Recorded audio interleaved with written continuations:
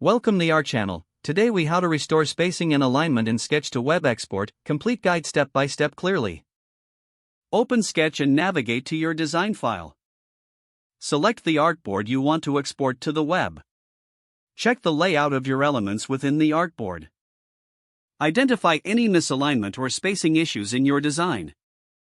Use the alignment tools found in the top toolbar to align elements.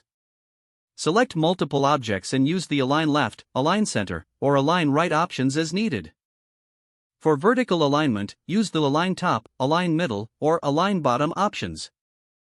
Adjust the spacing between elements by selecting them and using the Distribute Horizontally or Distribute Vertically tools.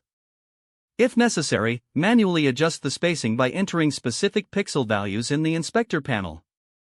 Use the Nudge feature to fine-tune the position of elements with arrow keys.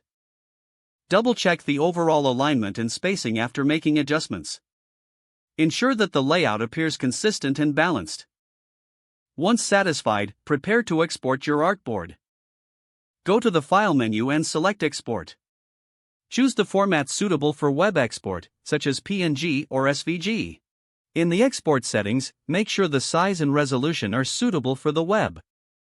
Click the Export button to complete the process. Review the exported file for any remaining alignment or spacing issues. If needed, return to Sketch to make further adjustments and re-export.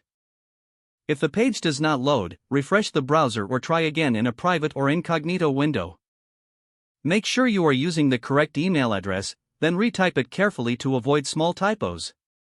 If your password is not accepted, use the Reset option and create a new strong password you can remember.